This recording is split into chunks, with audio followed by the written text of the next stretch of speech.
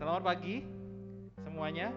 Kita bertemu lagi di kebaktian hari ini untuk bersama-sama kita secara khusus mensyukuri kemerdekaan Indonesia yang ke-75. Kita ingin mensyukuri bahwa tanah air kita ini diberkati oleh Tuhan dan Tuhan mengaruniakan kepada kita begitu banyak hal di tengah-tengah bangsa, di tengah-tengah tanah air kita. Untuk itu, Mari kita mengawalinya dengan mengucap syukur, dengan memujikan betapa kita tidak bersyukur.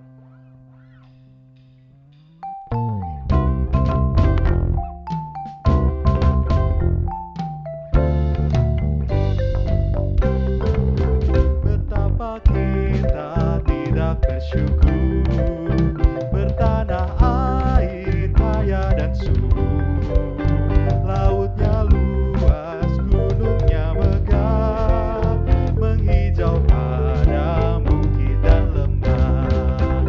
Itu semua berkat karunia Allah yang agung maha kuasa.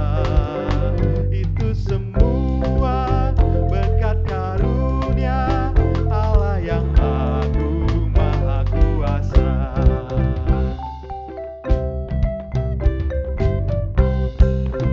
Bumi yang hijau, langitnya terang, berpadu dalam warna cemerlang, indah jelita, damai dan teduh, bersada kita jaya dan teguh.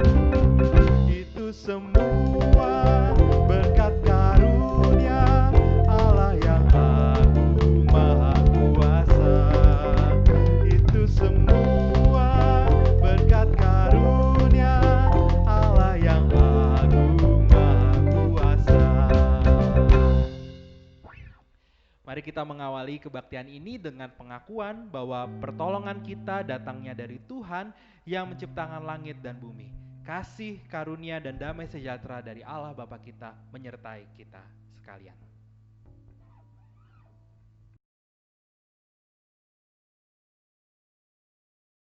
Teman-teman sekalian, tema HUT ke-75 kemerdekaan Indonesia itu adalah Indonesia Maju.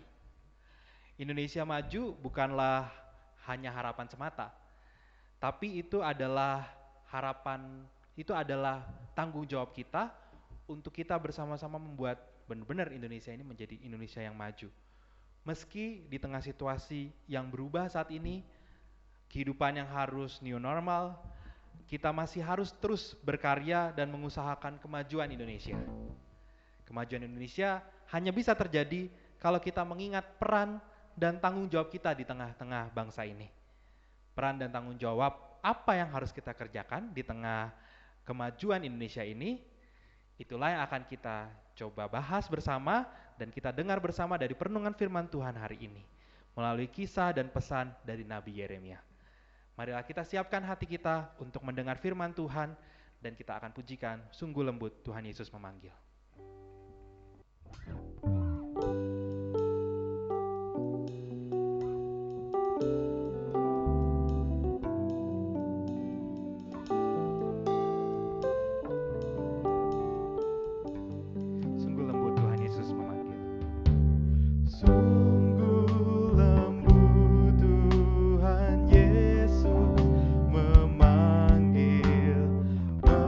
Memanggil aku dan kau.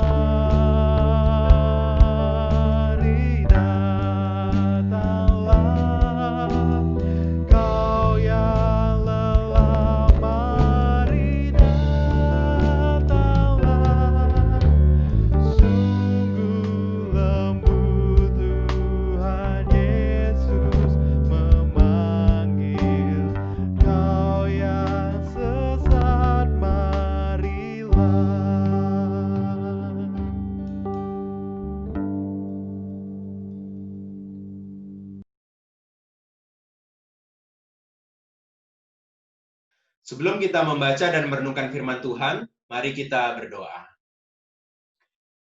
Kami sungguh bersyukur untuk kebaikan Tuhan sehingga kami hari ini boleh membaca dan merenungkan firman Tuhan. Ada kesempatan kami mendengar suara Tuhan dan biarlah dengan kekuatan Roh Kudus kami mengerti apa yang Tuhan rindukan. Dalam Kristus, amin. Hari ini saya mau menyampaikan 3 hal untuk membuat kita mampu untuk move on. Ada banyak hal yang mungkin mewarnai hari-hari kita pada belakangan kesempatan ini. Maka hari ini saya mau mengajak kita untuk merenungkan firman Tuhan dan menemukan 3 hal itu. Dan kita bisa membuat diri kita maju dan negeri ini bisa maju. Mari kita membuka firman Tuhan. Dan hari ini saya mau mengajak saudara-saudara untuk membuka firman Tuhan dari Yeremia pasal yang ke-29 ayatnya yang pertama sampai dengan ayatnya yang ke-7. Mari kita membacanya saudara. Yeremia 29 ayatnya yang pertama sampai dengan yang ke-7 firman Tuhan berbunyi demikian. Beginilah bunyi surat yang dikirim oleh Nabi Yeremia dari Yerusalem kepada tua-tua di antara orang-orang pembuangan, kepada imam-imam, kepada nabi-nabi, dan kepada seluruh rakyat yang telah diangkut dalam pembuangan oleh Nebukadnezar dari Yerusalem ke Babel. Itu terjadi sesudah Raja Yekhonya beserta ibu suri, pegawai-pegawai istana, pemuka-pemuka Yehuda dan Yerusalem, tukang dan pandai besi telah keluar dari Yerusalem. Surat itu dikirim dengan perantaraan Elasa bin Safan dan Gemaria bin Hilkia yang diutus oleh Sedekia Raja Yehuda ke Babel. Kepada Nebukadnezar, Raja Babel, bunyinya. Beginilah firman Tuhan semesta alam, Allah Israel, kepada semua orang buangan yang diangkut ke dalam pembuangan dari Yerusalem ke Babel. Dirikanlah rumah untuk kamu diami, buatlah kebun untuk kamu nikmati hasilnya. Ambillah istri untuk memperanakan anak laki-laki dan perempuan. Ambillah istri bagi anakmu laki-laki, dan carikanlah suami bagi anakmu perempuan, supaya mereka melahirkan anak-anak laki-laki dan perempuan, agar di sana kamu bertambah banyak dan jangan berkurang. Usahakanlah kesejahteraan kota kemana kamu aku buang, dan berdoalah untuk kota itu kepada Tuhan, sebab kesejahteraannya adalah kesejahteraanmu. Saudara, ada banyak sekali hal yang mungkin mewarnai hari-hari kita dan membuat kita begitu luar biasa penuh dengan kesumpakan. Malas banget terus-menerus berada di rumah. Aktivitas mungkin belum bisa seperti sedia kala, walaupun mungkin saudara-saudara sudah melakukan aktivitas keluar rumah, tapi sekolah masih dilakukan online. Mungkin saudara sudah beraktivitas bersama dengan teman-teman, tidak seperti waktu PSBB, tetapi masih banyak hal-hal yang membatasi. Pakai masker, rajin-rajin cuci tangan, dan lain-lain halnya. Bahkan mungkin dalam hati kita masih begitu takut untuk kedapatan lalu nantinya kita positif COVID misalnya. Ada banyak hal yang mungkin mewarnai hari-hari kita sehingga kita penuh dengan kegalauan. Mungkin juga ada banyak hal yang terjadi pada kehidupan orang-orang di berbagai tempat serupa dengan kita. Dan hari ini saya mau mengajak kita untuk merenungkan firman Tuhan. Hari ini firman Tuhan menunjukkan situasi yang begitu luar biasa melumpuhkan kehidupan orang-orang umat Tuhan di Israel ini. Kalau kita melihat ayatnya yang pertama, saudara, maka disebutkan di sana bahwa surat ini dikirim oleh Yeremia menuju kepada beberapa orang. Ya, saudara-saudara, kalau kita melihat ayat yang pertama, maka disebutkan di sana bahwa kepada tua-tua, kepada nabi-nabi, kepada para imam-imam yang sudah berangkat atau dibawa sebagai tawanan perang ke Babel, saudara. Sudah melihat ayat yang pertama ini, imam, nabi, para tua-tua itu adalah orang-orang sentral, orang-orang Israel, orang-orang yang memimpin kebaktian, memimpin tradisi-tradisi keagamaan, dan mereka sudah dibuang semuanya. Dan bukan hanya itu, kita lihat ayat yang kedua, saudara.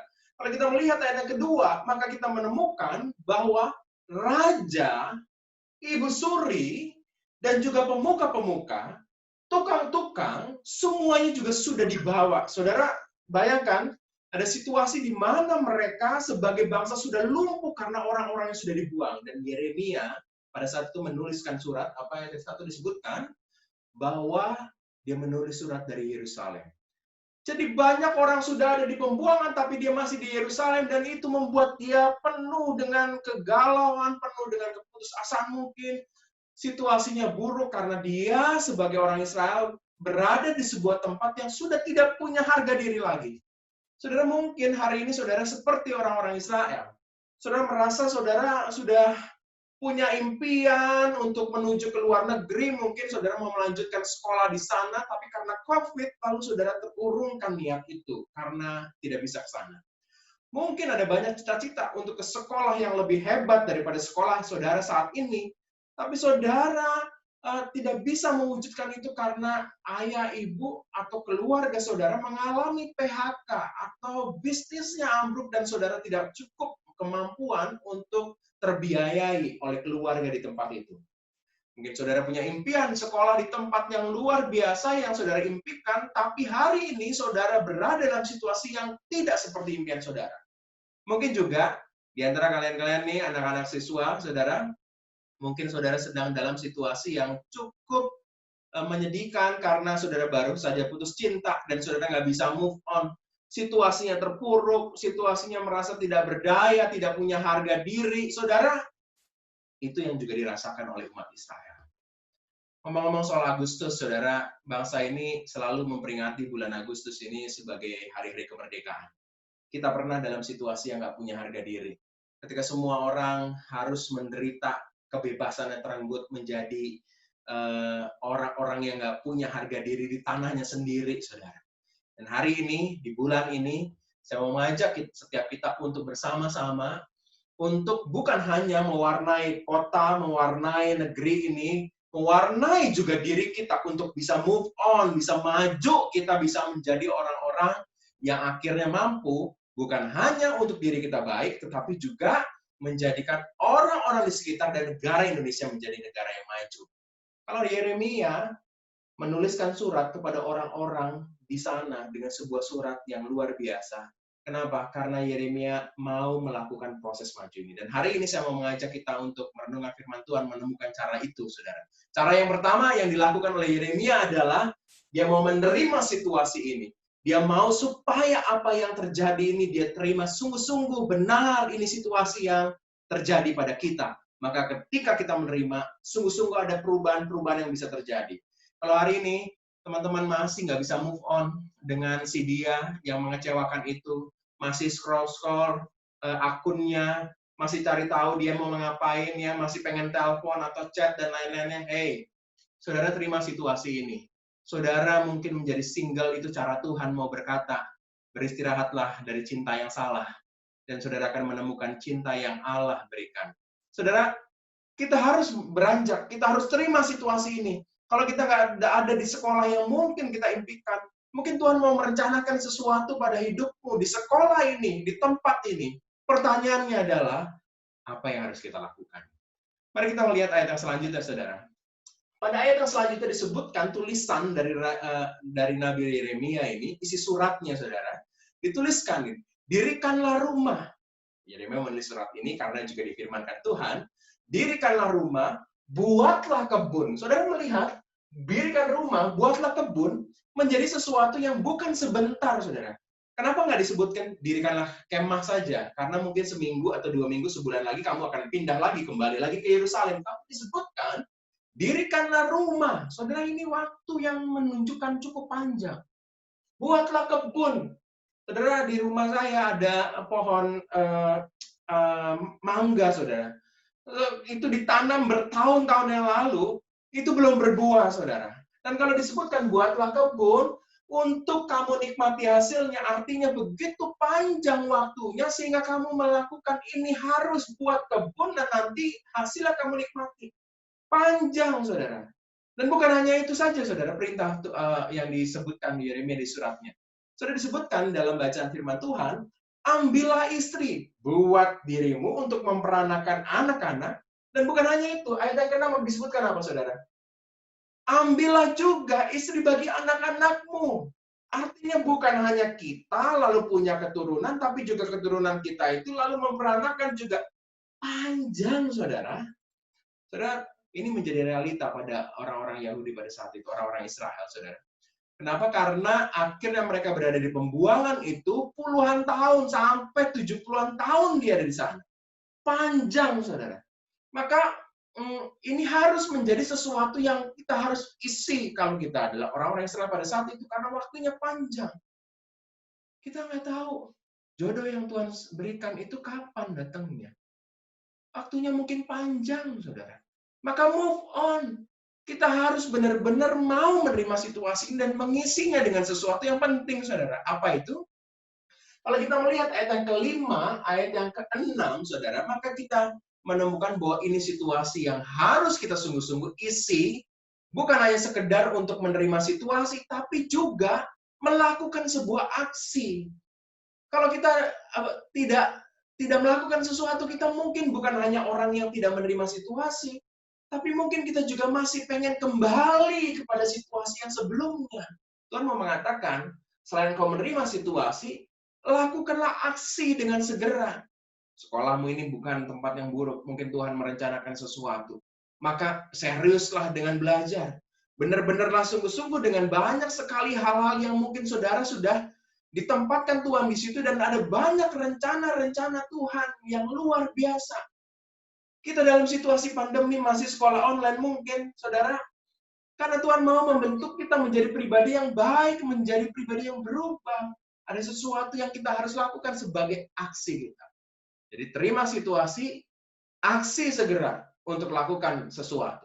Lanjut lagi ya. Firman Tuhan disebutkan ayat yang ke-7, bagian yang terakhir bacaan kita, disebut, usahakanlah kesejahteraan kota.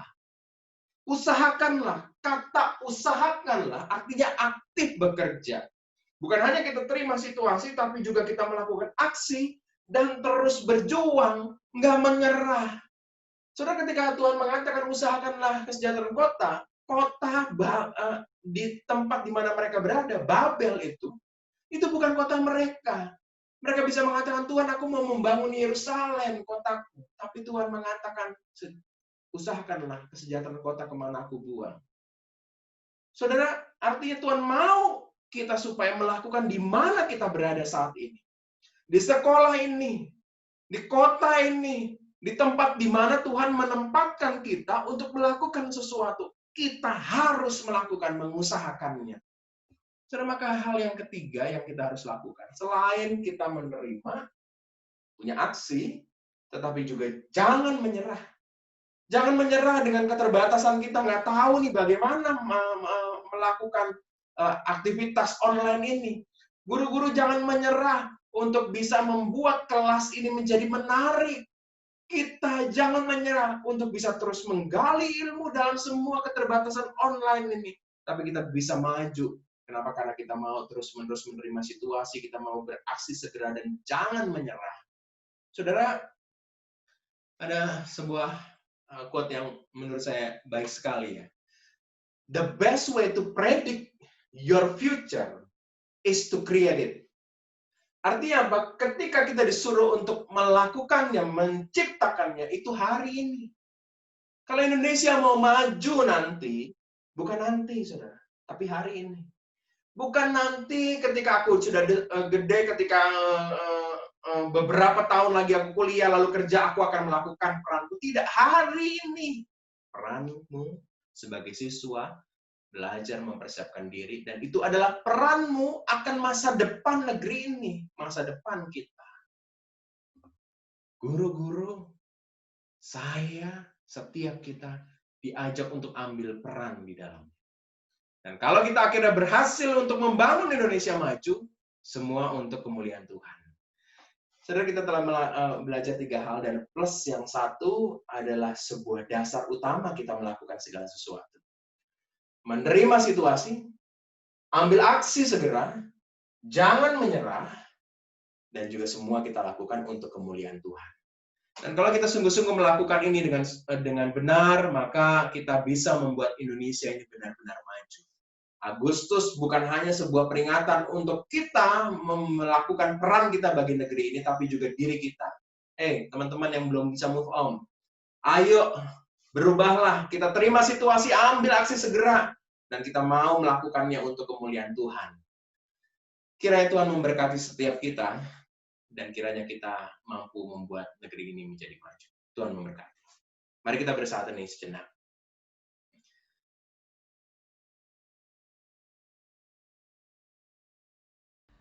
Teman-teman semua, mari kita bersama-sama berkomitmen untuk menjadi murid-murid Tuhan yang bisa memajukan bangsa ini.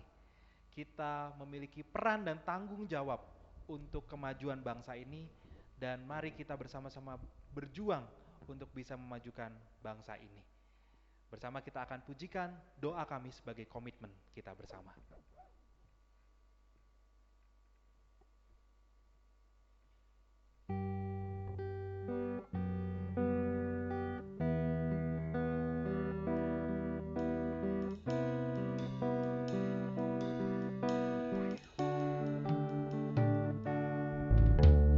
Syukur untuk setiap rencanamu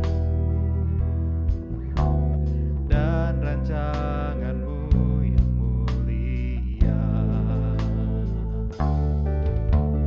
Dalam satu tubuh kami bersatu, menjadi duta kerajaanmu. Ku ucapkan berkat atas Indonesia, biar kemuliaan Tuhan akan nyata bagi bangsa ini. Kami berdiri dan membawa doa kami kepadamu. Sesuatu yang besar pasti terjadi dan mengubahkan negeri kami. Hanya namamu Tuhan ditinggikan atas seluruh bumi.